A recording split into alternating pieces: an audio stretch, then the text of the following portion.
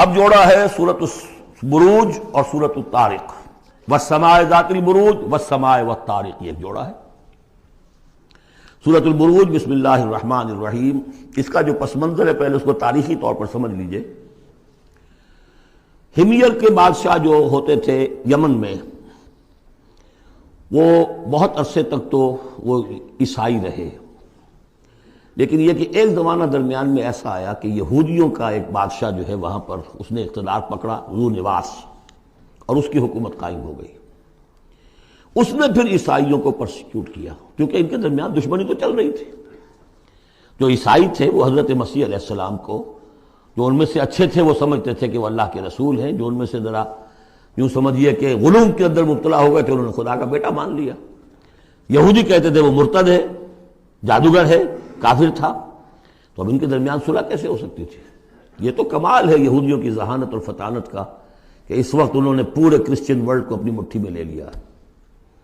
لیکن یہ کہ یہ واقعتاً انہونی سی بات ہے، ایک ایسی دو قومیں کہ جن میں سے ایک ہستی کو اپنا خدا مان رہی ہو، دوسری اس کو کہے کہ یہ تو ہے ہی ولد الزنا، مرتد، کافر۔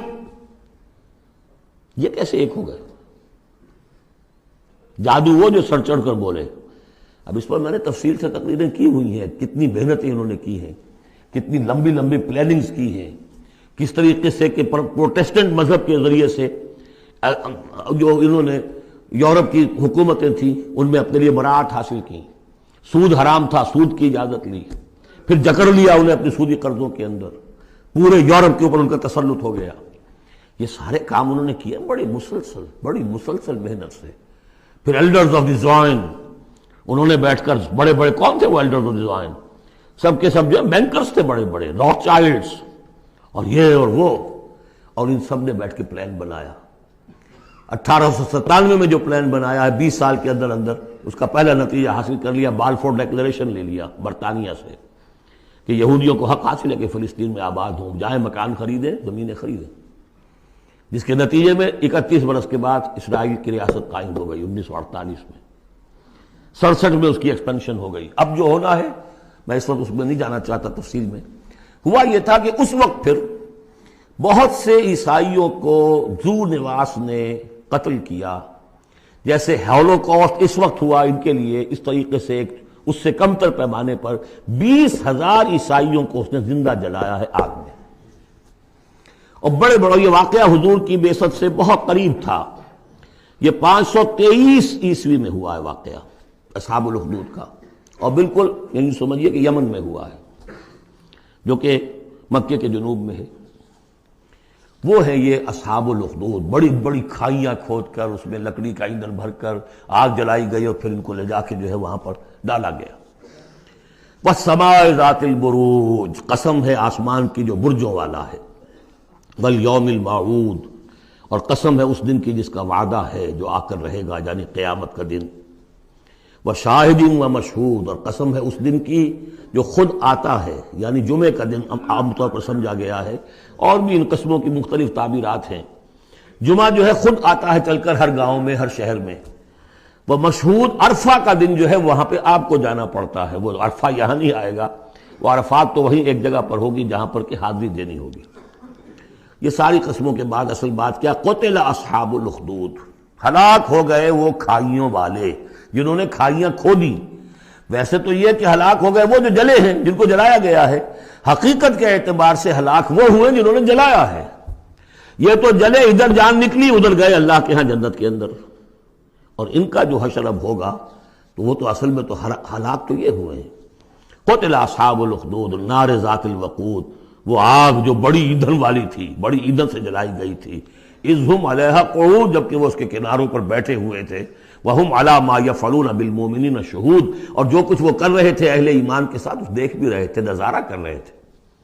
جو چیخ چہاڑ ہوگی، جو کچھ ہوگا وہ وہاں ہو رہا تھا۔ جیسے کہ ایکسٹرمینیشن پلانٹس بنائے گئے ہٹلر کی جرمنی میں، اور اس میں وہ گیس چیمبرز، اور پھر اس کے بعد پٹے، اور اس کے اوپر لاشیں جا رہی ہیں، اور ان کا چورا کر کے اور کچھ کیمیکل سے ان کو ٹریٹ کر کے ایک سیاہ مائع نکل رہا ہے بدبودار باہر، اور کچھ بھی نہیں، نہ کسی ہڈی کا پتہ ہے، نہ بال کا پتہ ہے، نہ گوشت کا پتہ ہے۔ اس سے پہلے ان کے کپڑے اتروا لیے جاتے تھے، کہ اس کو ان میں جوئیں ہوں گی، ان کو ذرا ہم نے فیمنٹ کرنا ہے، اس کو سے نکالنی ہے جوئیں. اس سے آگے جا کر ان کے بال جو ہے وہ شیو کر، عورتوں کے بھی مردوں کے بھی، ان بالوں سے انہوں نے پھر وہ اپنے قالین بنائے کہ جو نازیوں کے دفتروں کے اندر جا کے بچھے. ہیومن ہیئر کے اگر آپ بنا سکتے ہیں بھیڑ کے کی اون کے اور بکری کے، تو کیوں ان کا انسان کے بال کیوں نہ استعمال کیے جائیں ہوئے. اور پھر ان کو ایک گیس چیمبر میں لا کے سب کو ختم کیا اور لے گئے. تو جو یہ بڑی یوں سمجھیے یہ موت بہرحال اس موت سے بہت آسان موت رہی ہوگی. گیس سے کیا ہوتا ہے، آدمی کو پتہ بھی نہیں چلتا، مر جاتا ہے. رات کو جو سوتے ہیں انگیٹھی جلا کر، صبح کو معلوم ہوتا ہے 4 آدمی مر گئے، انہیں پتہ بھی نہیں چلا ہوگا، وہ سوئے کے اندر ہی ختم ہو گئے. لیکن یہ کہ جو اب ان پر بیتے گی، وَهُمْ عَلَىٰ مَا يَفْعَلُونَ بِالْمُؤْمِنِينَ شَهُودٌ، وہ دیکھ رہے تھے کہ کیا ہو رہا ہے. آگ میں جس کو جلایا جا رہا ہو اس کا تو مسئلہ اور ہے بالکل. وَمَا نَقَمُوا مِنْهُمْ، اور نہیں انتقام لے رہے تھے ان سے، الا سوا مگر اس کا ان یؤمنوا باللہ العزیز الحمید، کہ وہ ایمان لے آئے تھے اللہ پر جو زبردست ہے، ستودہ صفات ہے. الذی لہ ملک السماوات والارض، وہ کہ جس کے لیے بادشاہی ہے آسمانوں کی اور زمین کی. واللہ علی کل شیء شہید، اور اللہ تو ہر چیز پر خود گواہ ہے. ان الذین فتنوا المؤمنین والمؤمنات، یقیناً وہ لوگ کہ جنہوں نے اس فتنے میں ڈالا مومن مردوں اور مومن عورتوں کو، ثم لم یتوبوا، پھر توبہ بھی نہیں کہی. اگر تو موت سے پہلے توبہ کر لی، ایمان لے آئے تو معاملہ صاف ہو جاتا. ثم لم یتوبوا فلہم عذاب جہنم ولہم عذاب الحریق، تو ان کے لیے ہوگا جہنم کا عذاب اور جلا ڈالنے والے عذاب.